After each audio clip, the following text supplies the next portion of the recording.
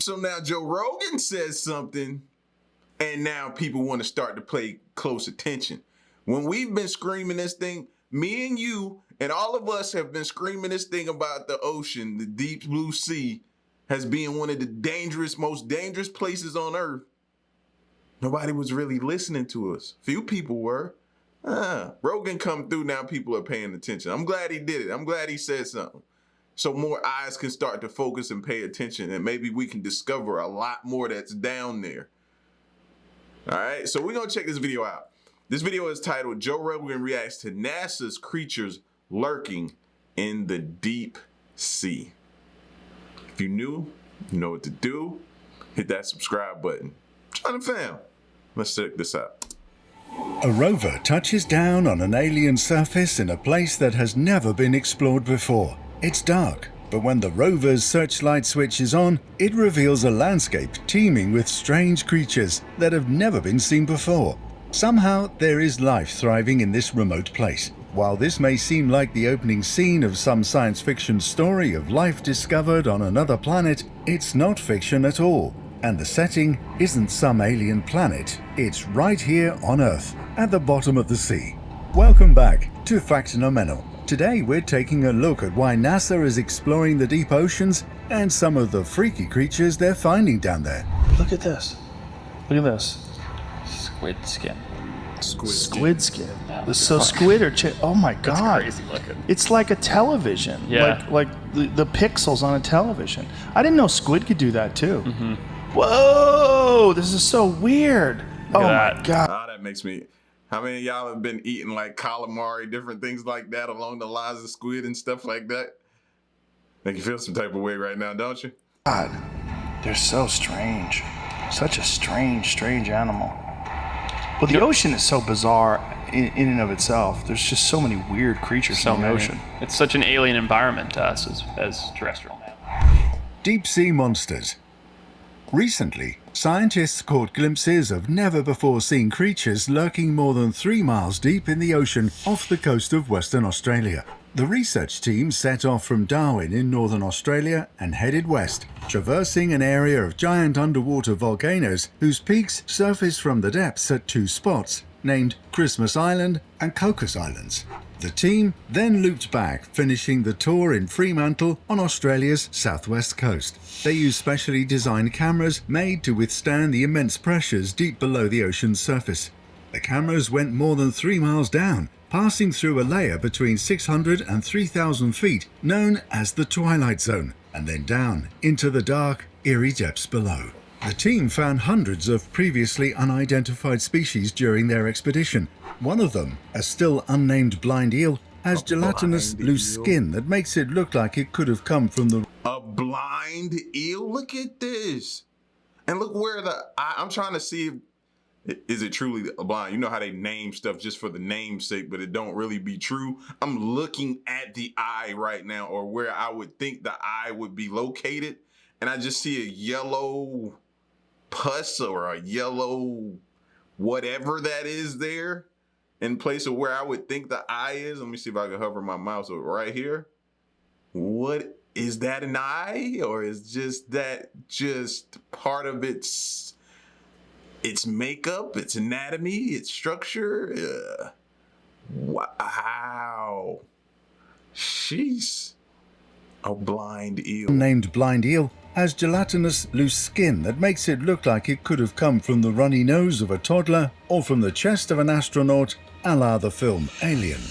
Weirder still, it gives birth to live young instead of laying eggs. It's just one of the hundreds of new species identified by the team, both in the deep ocean and in the Twilight Zone. Another creature that stunned the scientists has been dubbed the tripod fish, which stands on 3 long fins that look like the legs of a tripod. All tripod fish are hermaphrodites, meaning they have both male and female reproductive organs. Look at that!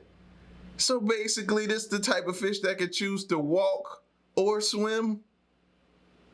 It looked like he could just land on the ocean floor and walk forward till he wants to get off his legs and then swim. Never seen this at all in all of the things we've looked at. We've looked at a ton of ocean videos, bro. Where did this come from? And what is it a descendant of? What two things combined together to form this? Stands on three long fins Tripod that look fish. like the legs of a tripod. All tripod fish are hermaphrodites, meaning they have both male and female reproductive organs, both fully functioning. So, while they can't reproduce with themselves, any one tripod fish can reproduce with any other tripod fish. An evolutionary trick that might make Darwin blush. Other wild deep-sea discoveries have included what may be the longest animal in the world, a stringy type of jellyfish related to the Portuguese man of war, called a siphonophore, that has strings that stretch and spiral for over 150 feet, longer than a blue whale. The siphonophore was found more than 2,000 feet down in an underwater canyon off the coast of Western Australia. It seems like the animals in Australia's waters are as freaky as the ones on its landmass. Unexplored oceans. 0.928 meters. At bottom. Repeat. At bottom. At the bottom? Yep. Oh, look at all of them laughing and clapping from the comfort of being somewhere on land, possibly, or maybe in a submarine or something. Listen, that machine that dude is in, bro, that has got to be one of the most scary things. Because if you ever watch The Meg and they take those and they get in those little ships and they go down to those depths, when they saw the Meg swim over top, all they could do was look up and see something huge and realize right at that moment they're at the mercy of whatever that was. You know what I'm saying? Like, that, being in that thing is scary. At the bottom? Yep. Roger, LF. Understand you are on the bottom. Congratulations, Victor. Congratulations. Well done. Beginning exploration of the bottom. So many new, creepy, fang-toothed, ghoulish, bioluminescent, deep-water creatures are being found year after year, and there will be certainly more identified in the future because an outstanding 80% of Earth's oceans have yet to be explored. We know more about the surfaces of our moon and Mars than we do about what lurks in the waters that cover 70% of Earth's surface. Joe Rogan, the comedian, MMA commentator, and host of one of the world's most popular podcasts, has expressed his amazement at the crazy unknown potential of these unexplored depths, calling the ocean a big, beautiful monster soup. And scientists seem to agree. And so seemingly does NASA. But NASA is more interested in what goes on even deeper below the surface, under conditions that could imitate conditions on other planets. NASA recently teamed up with the Woods Hole Oceanographic Institute to explore the Haddle Zone trenches, most of which are in the Pacific Ocean's Ring of Fire, where tectonic plates meet and cut deep gouges down into the seabed. The deepest, the Marina Trench, descends nearly 7 miles below sea level. To reach the depths of the Haddle Zone, named after Hades, the Greek god of the underworld, NASA is building a remote-operated vehicle named Orpheus, which has similar navigational technology as the Mars Perseverance rover. It will attempt... I keep saying, bro, technology is going to take us where we want to go. Whether you like it or not, you might as well get on board at some point. You know what I mean? Technology is going to take us to somewhere, take us where we want to go. My question is, though, how do we truly know the bottom is the bottom? There could be little holes and different things that take you even further down. So I'm excited. I'm excited to see. Has similar navigational technology as the Mars Perseverance rover. It will attempt to map out the near-alien seascape of these deep-sea trenches and the potential for life way down there. It's not the first time scientists have tried to send a vehicle to Hades. Back in 2014, scientists at the Woods Hole Oceanographic Institute sent a vehicle called Nereus 6.2 miles down into the Kermadec Trench near New Zealand, but it burst apart due to the immense pressure. The pressure that far down is intense enough to literally squeeze the cells out of animals not cut out for life down there. And up until 1977, scientists thought that this made life at such depths impossible. But when a team of US scientists dropped a vehicle named Alvin down into the Pacific Ocean to study hydrothermal vents there, they were amazed to find that life was teeming in the extreme conditions surrounding the deep-sea volcanoes. Translucent snailfish, tiny crustaceans, and other extremophile species were thriving. Scientists studying the organisms would later discover that these creatures have special enzymes called piezolites, which help give extra support to cell membranes to keep them from being crushed under the extreme pressures. The discovery led to one of the most widely held theories about the origins of life on Earth, that it sprung from the extreme conditions around these hydrothermal vents deep below the ocean, where organisms don't need sunlight, but instead feed on the chemical soup ejecting from the sea floor. Life may have literally come from Hades. Europa on Earth. The Hadal Zone is thought to be a pretty good earthly mirror for what's going on beneath the icy waters of Jupiter's moon, Europa.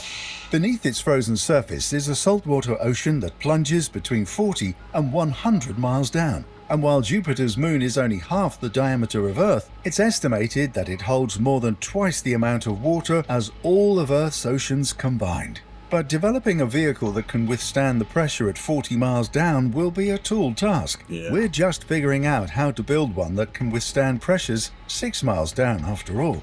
But the efforts to explore Earth's Hadal Zone will be important stepping stones for possibly exploring Europa's giant ocean. Orpheus, the vehicle being built by NASA to dive down into the Hadal Zone, will have to withstand not just intense pressure, but also crazy fluctuations in temperature. Because while the water way down there is just above freezing, temperatures near the hydrothermal vents can reach nearly 700 degrees Fahrenheit. Now, here's a hot take though. And it may not be a hot take, but watch when we do build something that can get past the levels that we can currently get to. Watch we start finding species that we thought were extinct. Watch we start finding that. That's where I think they are. When we just can't get to those depths because we don't have the capabilities. But when we do develop and build something that can get there, I'm not worried, bro. We're going to start discovering and refining things that were said to be extinct. So, engineers are building the deep-sea vehicle with a special type of foam that has microscopic glass spheres in it that will hopefully give it protection and avoid what happened to the Nereus back in 2014. Ancient human history in the ocean? A lot of it. Understanding our oceans can have anthropological implications as well. Just recently, scientists discovered a stone fishing weir off the coast of Alaska that's over 11,000 years old. What's Weirs that? are traps built to catch fish. Walls placed at locations where, when the tide is high, the fish can swim in, but when the tide goes out, they can't swim back. An 11,000-year-old weir in Alaska means that humans came across the Bering Strait land bridge more than 1,000 years earlier than previously thought. Around this time, sea levels were also some 400 feet lower than they are today. By exploring the oceans around coasts, it will be fascinating to see what other kinds of evidence we'll find for human settlement and technology. Atlantis, anyone? Testing waters for space exploration. In 2017, NASA also launched a program called the Systematic Underwater Biogeochemical Science and Exploration Analog, an unwieldy name with the more conscious and fitting acronym SubSea.